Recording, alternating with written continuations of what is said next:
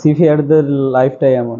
প্রথমত ধরেন আমাদের সমুদ্রের বিভিন্ন বৈরী আবহাওয়ার সাথে মোকাবেলা করতে হয়, তারপরে এই ধরনের পাইরেসির ঘটনা, এমনিতেই চ্যালেঞ্জিং লাইফ। তার উপরে হচ্ছে ধরেন এই ধরনের সিচুয়েশনগুলো যখন চলে আসে তখন তো আমাদের কষ্টের আর সীমা থাকে না। আমরা কেউ এক্সপেক্ট করি না যে আমাদের জীবনে এই ধরনের কোনো একটা সিচুয়েশন আসুক। 12 মাস সকাল 10টার দিকে তখন আমি হচ্ছি ডিউটি অফিসার। প্রথম আমরা একটা ওই ফিশিং বোট দেখতে পাই, তো ফিশিং বোট দেখার পরে আমরা যে ধরনের অ্যাকশন নেই ওইভাবেই আমরা অনেক দূর দিয়ে চলে যাওয়ার চেষ্টা করি। কিন্তু আমরা কিছু সময় পরে দেখি ওই ফিশিং বোট থেকে আরও একটা ছোট স্পিড বোট যেটা বলি ওটা নামায়। ওটা দেখার সাথে সাথে আমরা বুঝে ফেলি যে something is going to happen with us. সাথে সাথে আমাদের কার্যক্রম শুরু হয়ে যায়, আমরা বিভিন্ন ধরনের অ্যাক্টিভিটিস করতে থাকি অ্যাজ পার আওয়ার ট্রেনিং। এক মুহূর্তে আমরা ওদের সাথে আর পেরে উঠি না, কেননা ওদের গতি অনেক বেশি থাকে। আর ওরা আমাদের জাহাজের কাছে চলে আসে, জাহাজে উঠতে থাকে। আমাদের জাহাজের ভেতরেই একটা জায়গা থাকে লুকানো, সিটাডেল বলা হয়, আমরা সেখানে সবাই মিলে যাওয়ার চেষ্টা করি। তবে ব্রিজ হচ্ছে আমাদের নেভিগেশন কক্ষ, যেখান থেকে আমরা জাহাজ পরিচালনা করি।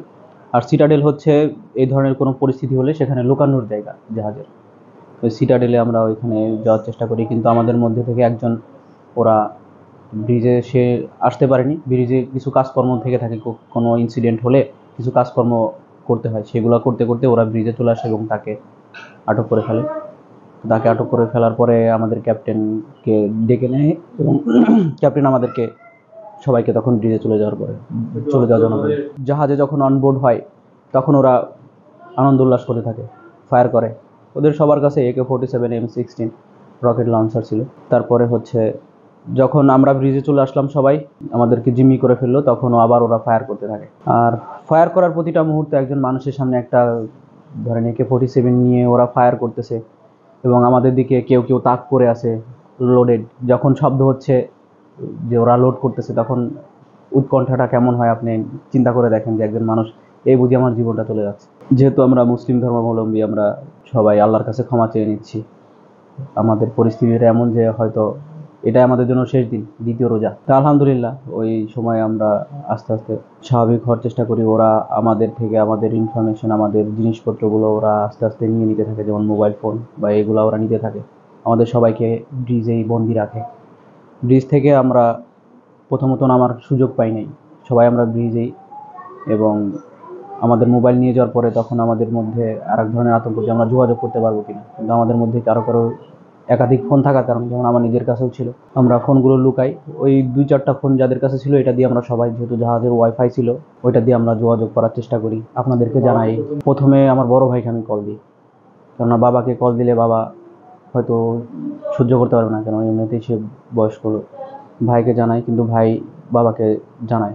আমি প্রথমে চেষ্টা করছি বাবা থেকে লুকানোর জন্য, পরে বাবাকে বলি যে এরকমের ঘটনা হয়েছে, আমাদেরকে ক্যাপচার করে ফেলছে, আমাদেরকে ক্ষমা করে দিন। কতটা উৎকণ্ঠা আর কতটা হচ্ছে অনিশ্চয়তার মধ্যে হলে যে যেন আমি শেষ বিদায় নিয়ে নিচ্ছি আমার ফ্যামিলি থেকে। ওই পরিস্থিতি ওই দিন যায়। আমরা তো রোজার মধ্যে আমাদেরকে সেহরি, ইফতারি, প্রথম আমাদের ধরেন শুধুমাত্র 2জন যারা রান্নার ডিপার্টমেন্ট, কুক, গ্যালি ডিপার্টমেন্ট থাকে, ওদেরকে দিয়ে রান্না করিয়ে খাবারটা শুধু ব্রিজে নিয়ে আসে। আমরা ওইখানেই সেহরি, ইফতারি করতে থাকি। এর মাঝে রাতের দিকে নেভি চলে আসে তো আমাদের তখন লাইফ আরও বেশি দুর্বিষহ হয়ে যায়।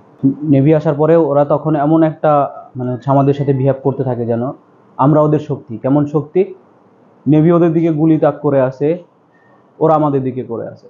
নেভি কিছু করলে ওইটার ইম্প্যাক্ট এসে পড়তেছে আমাদের উপরে। সেই ক্ষেত্রে হচ্ছে আমাদের যে কমিউনিকেশন সিস্টেম আছে এখানে VHF থাকে, তো VHF-এ নেভি বারবার আমাদেরকে ডাকতেছিল। আমাদের ক্যাপ্টেন সাহেব স্যার উনি VHF-এ নেভিদেরকে রিকোয়েস্ট করে যে আমরা এই ধরনের বিপদে আছি, আপনারা আমাদের কাছে চলে আসলে আমাদের বিপদ আরও বেড়ে যাচ্ছে। তখন নেভি প্রথমত সরে না, এটা আমাদের অফিস পরবর্তীতে এটা আমলে নিয়ে ওদেরকে বলে যে দূরত্বে রাখার জন্য, এবং ওরা দূরত্ব মেনটেন করলে তখন ওরা আমাদের থেকে একটু মানে দূরত্ব বজায় রাখে বা বন্দুকগুলো তখন হচ্ছে একটু দূরে সরায় রাখে এরকমের। এভাবে আমাদের দিনগুলো কাটতে থাকে। আমরা 12 তারিখ থেকে ওইখানে 14 তারিখে যেয়ে পৌঁছাই। 14 তারিখ থেকে প্রথমত আপনার গারাজ নামে একটা জায়গা, সেইখানে আমাদের অ্যাঙ্কর করা হয়। একদিন পরে আবার আমরা এখান থেকে সরাই আরও 40 নটিক্যাল মাইল দূরে, সেখানে আমাদের অ্যাঙ্কর ড্রপ করে একদম শোরের কাছে। ওদের টেন্ডেন্সিটা এমনটা ছিল যে যদি নেভি ওদের সাথে আক্রমণ করে তাহলে ওরা জাহাজটাকে ডাঙায় তুলে দেবে, মানে একগ্রাউন্ড করে দিবে। একগ্রাউন্ড করে দিলে তখন আমাদের আরও বেশি দুর্বিষহ জীবনে পড়তে হতো। যে আলহামদুলিল্লাহ এটা এখান থেকে আর কি মুক্তি পাইছি, যে ওরা একগ্রাউন্ড করে দেয়নি, নেভিও আমাদের কথা শুনছে।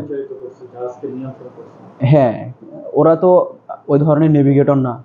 আমাদের উপরে বন্দুক ধরে ওদের যেখানে আমাদেরকে প্রায় 700 মাইল কাছাকাছি হবে, ওইখান থেকে ওদের কোস্ট পর্যন্ত আমাদেরকেই জাহাজ পরিচালনা করে নিয়ে যেতে হয়েছে।